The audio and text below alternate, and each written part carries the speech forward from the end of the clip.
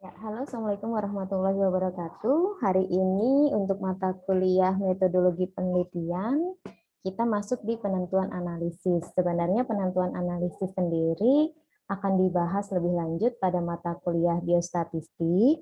Nah, ini perlunya Anda melakukan integrasi antara mata kuliah metodologi penelitian dan mata kuliah biostatistik.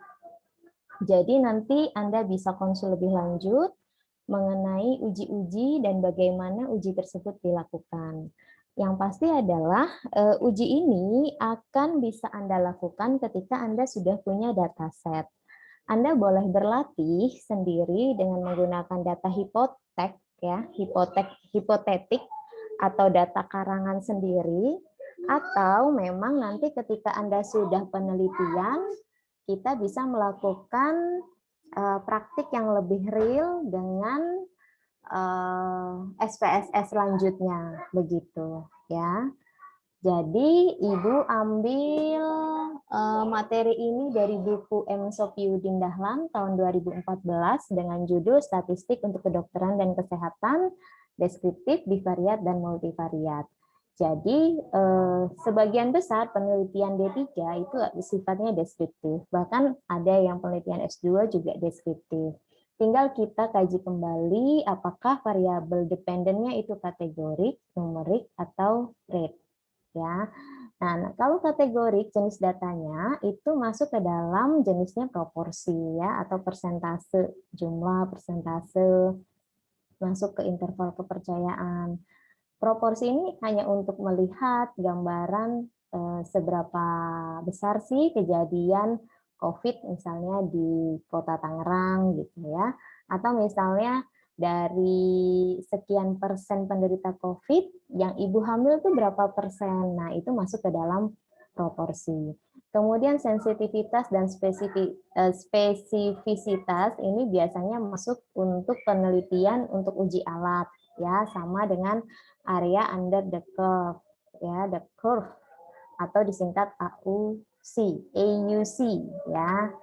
Nah, nanti ini hasilnya adalah berapa persen sih sensitivitasnya suatu alat tersebut, spesifitasnya berapa, nilai duga positifnya berapa. Jadi kalau misalnya kita mengembangkan sebuah kuesioner untuk mengatasi stres, kira-kira alat ini untuk benar mengukur bahwa responden tersebut mengalami stres berapa, dan nilai duga negatif jika alat ini memiliki rentang kesalahan, artinya ketika responden itu nggak stres tapi terdiagnosa stres.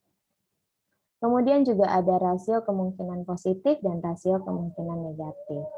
Kemudian untuk numerik sendiri ada yang datanya normal, itu bisa pakai rata, yang normal dengan rata geometrik, dan tidak normal biasanya dengan menggunakan median atau persentil.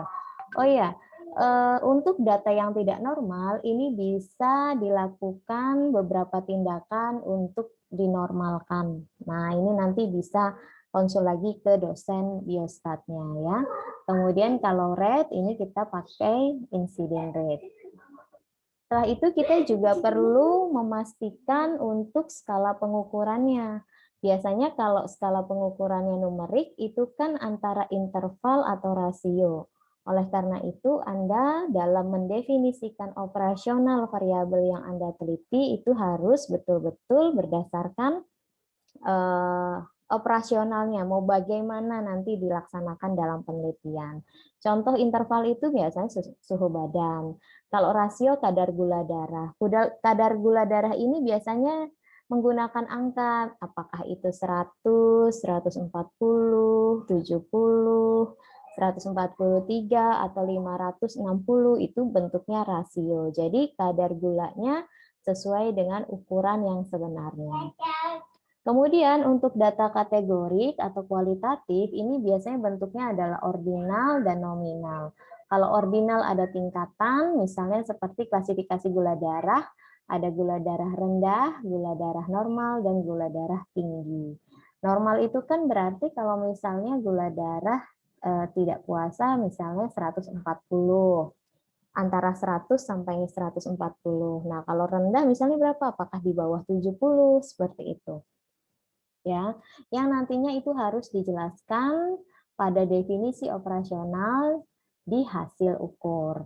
Sedangkan nominal tidak ada tingkatan, tapi hanya membedakan misalnya jenis kelamin, laki-laki atau perempuan, kemudian agama, ya, atau misalnya bisa juga antara pekerjaan yang bekerja dan tidak bekerja. Atau kalau ibu, antara ibu yang bekerja atau ibu rumah tangga, seperti itu. Kemudian untuk rate ini bisa dengan menggunakan survival rate. Kemudian dalam melakukan penelitian yang Anda mencari hubungan antara dua variabel apakah variabel dependen ini berhubungan dengan variabel independen atau sebaliknya, ya, ada asosiasi. Nah, berarti Anda menggunakan hipotesis komparatif. Nah, hipotesis komparatif itu sebenarnya berlaku kesepakatan seperti berikut, misalnya kalau komparatifnya kategorik, bila variabel yang dicari hubungannya adalah variabel kategorik dengan kategorik. Jadi variabel dependennya dan variabel independennya sama-sama kategorik. Kemudian komparatif numerik, bila variabel yang dicari hubungannya adalah variabel kategorik dengan variabel numerik. Ya, jadi kalau variabel dependennya numerik dan variabel independennya kategorik itu bisa masuk komparatif numerik. Kemudian komparatif rate bila salah satu variabel yang dicari hubungannya adalah variabel rate, ya. Kemudian komparatif komparatif area under the curve bila variabel yang dibandingkan adalah variabel kategorik yang area under the curve. Kemudian komparatif kesesuaian kategorik bila variabel yang dicari kesesuaiannya adalah variabel kategorik. Komparatif kesesuaian numerik bila variabel yang dicari kesesuaiannya adalah numerik. Kemudian komparatif rate, kesesuaian, dan area under the curve dibahas nanti. Ya, saya rasa untuk D3 sih rata-rata hanya kategorik, tidak berpasangan, dan satu kali pengukuran saja. Ya, tapi bisa jadi nanti kalau Anda menggunakan eksperimen bisa jadi pakai t-test, ya. Itu monggo silahkan. Jadi ada beberapa ketentuan kalau untuk menguji hipotesis komparatif, analisisnya apa sih yang digunakan? Jadi kalau data kategori kemudian dia tidak berpasangan dan hanya satu kali pengukuran, Anda bisa gunakan chi-square. Nanti bisa muncul di korelasi itu ada odds ratio, prevalence ratio, atau risk ratio. Atau Fisher kalau misalnya chi-square-nya tidak memenuhi kaidah chi-square-nya, atau Yates, atau Kolmogorov-Smirnov, dan Mann-Whitney. Kemudian data kategorik yang tidak berpasangan, kemudian pengukurannya lebih dari satu kali, misalnya sebelum dan sesudah, itu pakai generalized estimating equation. Kemudian kalau yang ketiga, data kategorik berpasangan, kemudian dua kali pengukuran bisa menggunakan McNamara, kemudian Wilcoxon, kemudian marginal homogeneity. Oh ya, sebelumnya tentu kalau kategorik belum ya. Saya tadinya mau ngomong tentang uji normalitas ya. Kemudian data kategorik berpasangan yang pengukurannya lebih dari 2 kali pengukuran bisa pakai Cochrane-Friedman. Kemudian data numerik tidak berpasangan. Data numerik itu misalnya tadi ya gula darah. Apakah ada hubungannya antara pola makan dengan gula darah? Ada dua kelompok, misalnya kelompok remaja dengan kelompok dewasa, satu kali pengukuran itu bisa pakai t-test tidak berpasangan. Kalau variannya sama, kalau variannya beda bisa pakai Mann-Whitney. Kemudian data tidak berpasangan dua kelompok, kemudian pengukurannya lebih dari satu kali, itu bisa pakai GLM, General Linear Model. Kemudian post hoc dilanjutkan post hoc Beveroni atau Mann-Whitney berulang. Selanjutnya, kalau data numerik tidak berpasangan lebih dari dua kelompok dan ini hanya satu kali pengukuran saja, one way ANOVA plus post hoc Beveroni atau pakai one way ANOVA plus post hoc Tamhane dan Kruskal-Wallis plus Flossholt. Contohnya penelitiannya seperti apa ini? Misalnya Anda mengukur gula darah pada 3 kelompok. Misalnya ibu hamil, ya, ibu hamil tidak DM, ibu hamil yang DM, kemudian ibu hamil yang DM dan mengkonsumsi obat diabetes. Itu bisa 3 kelompok dan 1 kali pengukuran itu pakai one way ANOVA plus Flossholt-Levroni.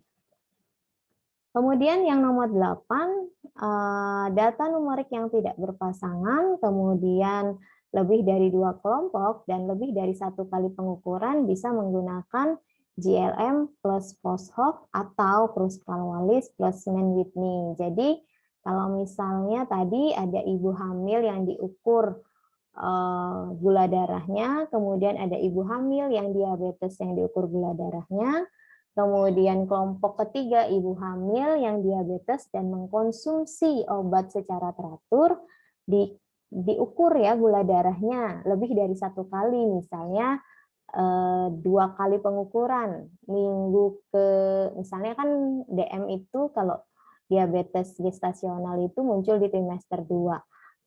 Kita ukur nih di trimester 1 1 kali, kemudian di trimester 2 1 kali. Itu nanti analisisnya kita mau lihat apakah ada perbedaan atau tidak, atau apa namanya, ada hubungannya atau tidak, itu pakai GLM plus Flossholt ya, atau Kruskal-Wallis plus Mann-Whitney. Kemudian data numerik berpasangan dan pengukuran berulang itu biasanya pakai t-test berpasangan. Contoh misalnya kita mau mencari pengaruh pemberian minuman kunyit asam terhadap disminor. Jadi sebelum diberikan dan sesudah diberikan kita ukur nyerinya seperti apa. Nah, itu pakai t-test. Kemudian data numerik berpasangan dan matching. Matching itu artinya responden satu dengan responden sebelum dan sesudahnya itu ada perbedaan atau tidak. Itu pakai repeated ANOVA dan Flossholt-Levroni atau Friedman plus Flossholt-Wilcoxon. Namun dari sekian banyak hipotesis komparatif, biasanya untuk D3 kebidanan itu cukup menggunakan poin 1 ya, atau poin berapa ini? 9. Kalau memang melakukan penelitian eksperimental atau kuasi eksperimen. Begitu ya, mungkin untuk langkah-langkah selanjutnya bagaimana kita melakukan chi-square, menentukan OR, menentukan prevalensi ratio atau risk ratio, itu Anda harus punya dataset dulu. Mungkin ini nanti lebih dalam lagi dibahas di biostatistik. Kemudian dari dataset itu Anda belajar memasukkan data dari Excel ke SPSS, baik itu, kalau kategori kan memasukkannya codingnya ya. Kemudian nanti Anda analyze, kemudian nanti pilih langkah-langkah yang digunakan untuk menguji chi-square. Nanti ada yang dicentang-centang nih, misalnya correlation, seperti itu. Tapi kalau belum ada datasetnya, ini Anda cukup pengetahuan terlebih dahulu. Nanti kalau yang memang bimbingan saya, atau ada bimbingan dari dosen lain yang ingin belajar tentang langkah-langkah SPSS-nya di chi-square, boleh kalau Anda sudah ada datasetnya. Gitu ya. Oke, jika ada pertanyaan mungkin kita bisa lanjut diskusi via WA. Demikian perkuliahan hari ini. Terima kasih tentang penentuan analisis. Terima kasih. Assalamualaikum warahmatullahi wabarakatuh.